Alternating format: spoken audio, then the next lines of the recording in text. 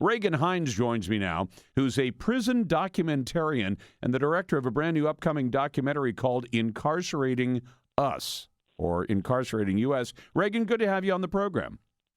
Thanks for having me on the show, Lars. So tell me this, you're in favor of seeing people do less time in prison for crimes in the United States?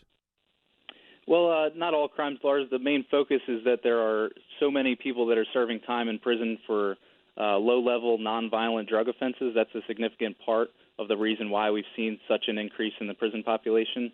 So that is a focus of it, and I think that there should be more energy and resources that can be allocated towards going after real crimes, violent crimes and property crimes.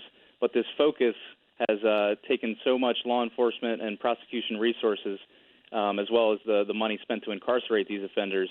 And I feel like that's a huge problem, and we need to seriously reorient the justice system. Let me ask you about that, though. When you say low-level drug crimes, I've visited the federal prisons before. I've also visited the state prisons. At the state prison level, it takes a lot in the way of a drug crime to be able to get you into a state federal prison in most places in America. There are anomalies, of course, from time to time where you have somebody locked up. But in most cases, these are people who are using or selling or possessing dealer-level quantities. And when you talk about wanting to go after violent criminals, wouldn't you think it'd be fair to say that an awful lot of the violent crime in the United States is driven by drug crimes?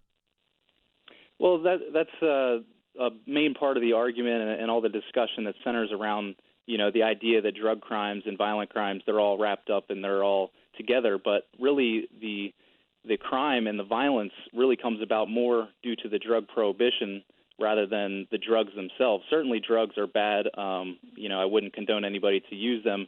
But when you create a black market and you create a huge profit that these, drug dealers can receive in entering that drug market, then it creates a system in which, you're going to be shooting each other over territory. So I think a lot of the harm comes from drug prohibition itself. Regan, hold on. Let's take marijuana out of the equation, since most of the drug criminals who are locked up in state and federal prisons are there for meth, cocaine, and heroin. Heroin causes a tremendous number of deaths directly through overdose. But if you talk about the prohibition saying that if only you could go down and buy, heroin at the corner convenience store for a reasonable price and use it at will, then you would get rid of the attempt to control territory where somebody sells heroin or sells cocaine or meth. You're not talking about legalizing those three drugs, are you?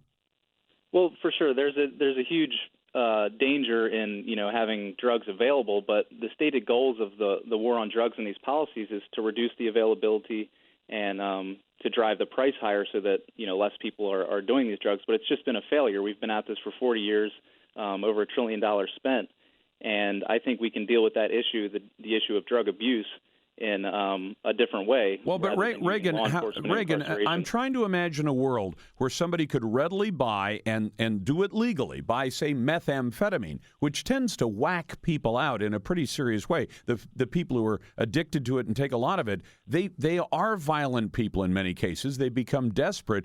So how far down that road are you willing to go? Because if you make it even a little bit illegal, to have something, then there will be a black market. The only way to get rid of a black market in something, for instance, there's not much of a black market in booze because booze is legal to buy in the United States.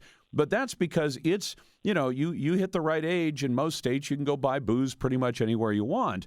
But if you got that same level in methamphetamine, you believe that we would not still have people selling it illicitly? Because unless you go to full legalization of drugs, there's always going to be a black market in the drugs.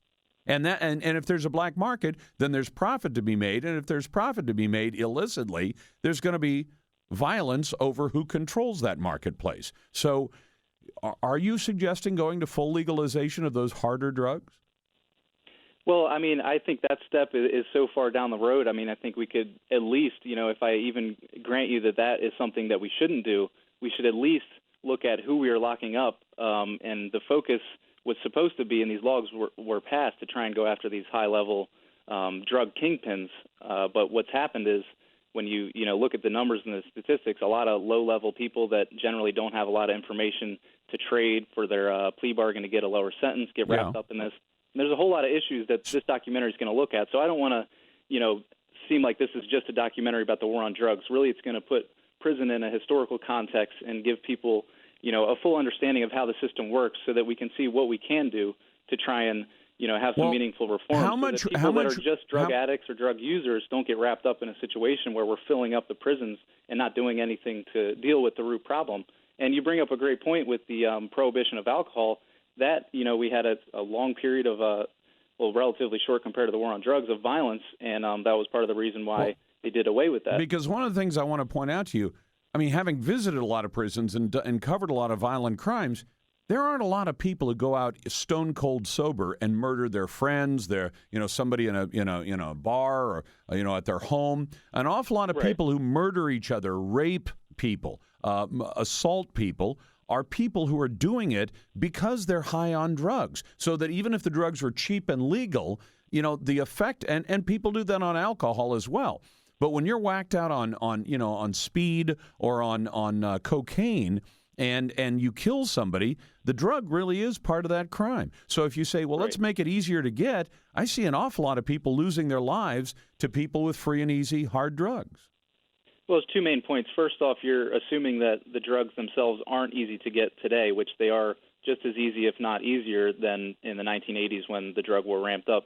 The second point I really want to make is those are serious crimes, and, that's a huge problem that deserves to be punished, and people that commit crimes of violence definitely deserve to be behind bars for public safety. The documentary is called Incarcerating US by Regan Hines. You're listening to Compass Media. The Lars Larson Show.